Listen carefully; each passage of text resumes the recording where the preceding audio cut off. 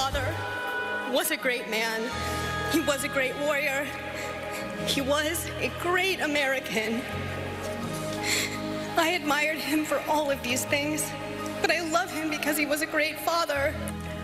Right now at 11, an emotional tribute to Senator John McCain. After a week of solemn services, a final farewell today for the man known as America's Maverick. Good evening. Thanks for joining us. I'm Jessica Moore. Former Presidents Barack Obama and George W. Bush delivered eulogies at McCain's funeral. The Arizona senator will be laid to rest tomorrow after a private ceremony at the U.S. Naval Academy.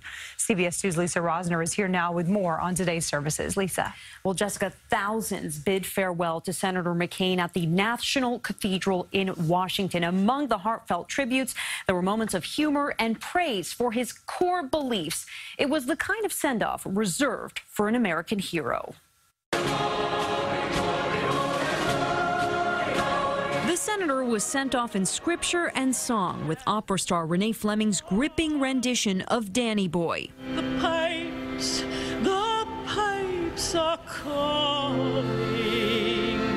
The range of lives he touched reflected in the audience of former U.S. presidents, former mayors, U.S. Senator Chuck Schumer and comedian Jay Leno.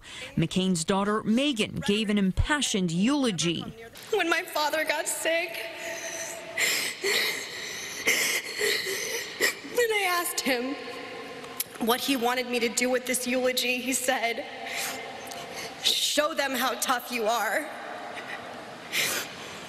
That is what love meant to John McCain. The six-term Arizona senator and father of 7 wanted to send a message about unity, so he asked the 2 men who beat him in his bids for the White House to eulogize him. After all, what better way to get a last laugh than to make George and I say nice things about him to a national audience? A man who seldom rested is laid to rest, and his absence is tangible, like the silence after a mighty roar. Before his death, McCain said he did not want President Trump to attend his funeral.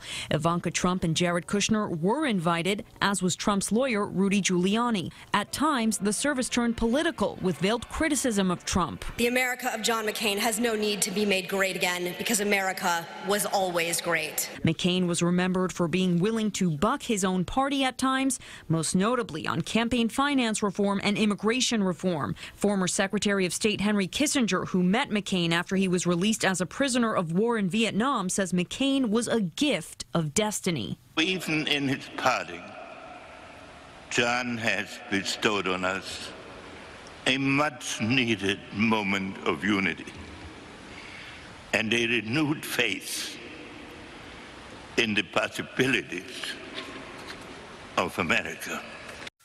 And McCain will be buried at the U.S. Naval Academy next to his best friend, who was also a war veteran.